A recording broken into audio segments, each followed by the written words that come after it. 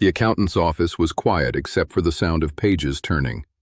I sat across the desk from a man younger than my own children. He had spent 3 months going through everything, every account, every statement, every property record I still had. He turned the folder around so I could see the number he had circled at the bottom of the final page. $63,412. That was it. That was everything. I sat with that number long enough that he eventually looked away, the way people do when they realize they are watching something private. 40 years of work. A career that had, at various points, put something in the region of $4 million through my hands. $4 million in, $63,412 left. I was the man other people came to for financial advice, the one at the dinner table who knew the numbers, who had the spreadsheets and the projections and the long-term plan. I was that man. Not a market crash, not a catastrophic mistake, not bad luck. Just 40 years of individually reasonable decisions that together produced a number that has no business being that small. I am not ashamed of it. I am past shame. But I am angry. In a quiet, specific way that has nothing to do with the money itself and everything to do with what the money represented, and what losing it taught me about every assumption I held for 4 decades about how wealth actually works. My name is Harold Voss. I am 84 years old. My heart is running at 38%. Today I am going to give you 7 things I learned about money that nobody told me when I was young enough to use them. I am counting down from 7 to 1. The last one is the one that will stay with you.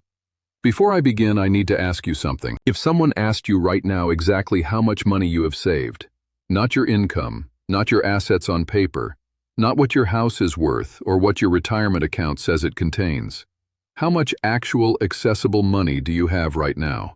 Write the number in the comments. Not the exact figure, just the range. Under 10,000, under 50,000, over 100,000, just the range. I want you to look at that number honestly before you hear what I'm about to tell you. Number 7. In 1978, I earned $32,000 and saved $4,000, 12.5%. By 1988, I earned $75,000 and saved $6,000, 8%. Less than before despite earning more than double. By 1998, I earned $140,000 and saved $9,000, 6%. Less again. Every raise bought something.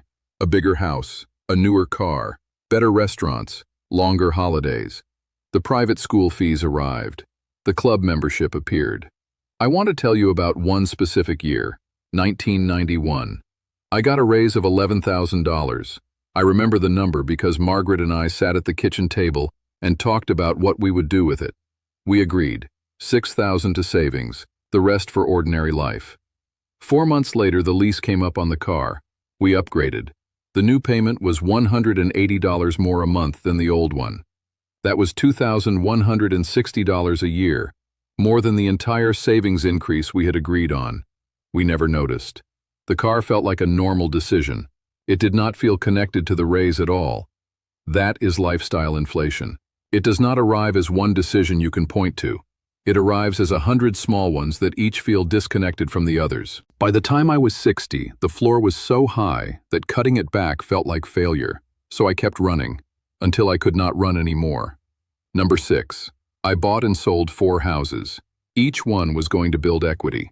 2 of them did. 1 broke even. 1 lost money. The total net gain across 4 houses over 35 years, after mortgage interest, property taxes, maintenance, renovations, agent fees, and the upgrades we made before each sale, was approximately $40,000. $40,000, 35 years. A financial advisor told me in my late 50s that I had been building equity in real estate my entire adult life, and that this was a core part of my financial foundation. I want you to sit with what that sentence actually was. A man I was paying to give me accurate information looked at 35 years of data and told me a story that the data did not support. Not because he was lying to me deliberately, because the story was the one I wanted to hear, and he had learned that telling clients the story they want to hear keeps the relationship. I am not telling you not to own a home. I am telling you that the moment you start counting the house as your retirement plan, you have stopped looking at the actual numbers. Number 5. I drove a car I could not afford for 11 years because I did not want the people at the firm to see me downgrade. I joined a club I could not afford for 8 years because leaving required an explanation I did not want to give. I sent my children to schools that cost twice what the public school down the road would have cost, because that was the kind of school men at my level sent their children to. I lived inside a financial life that was approximately 30% larger than I could sustain. Here is the part that still sits with me.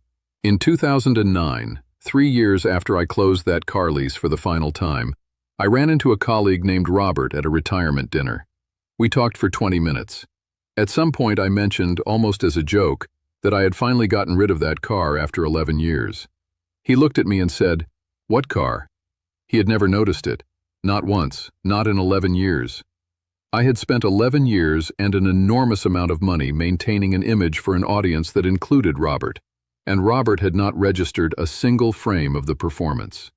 There is another moment from this period I have never told anyone outside of these videos. In 1999, David came to me for advice about his own retirement account. He was 27. He had just started contributing and wanted to know if he was doing it right. I sat across from him at this same kitchen table and told him, with complete confidence, that he should be saving at least 15% and that compounding would take care of the rest. I drew him a small graph on a napkin showing how the curve would bend upward over time. He nodded. He thanked me. He left believing his father had given him sound advice from a position of strength. I had $14,000 in savings at the time. I was 50 years old. I never told him. That 30% difference between what I lived and what I could sustain, compounded over 30 years, is the difference between $63,000 and something that would have actually carried me through old age. Number 4. In 2002, the firm restructured. I was 61 years old. My position was eliminated. I had been telling Margaret for 20 years that 64 was the number. 64 was when the plan would be complete. 64 was New Zealand. The salary stopped at 61. I had $11,000 in savings at that point. 11,000. The meeting lasted 45 minutes. A woman from Human Resources who could not make eye contact slid a folder across the table. Inside was severance information, a list of outplacement services, and a single sheet explaining how my health insurance would continue for 90 days. I drove home. I sat in the driveway. I did the arithmetic in my head before I had even turned off the engine. $11,000 divided by what we spent in an average month came to just under 4 months. 4 months. After 39 years of working.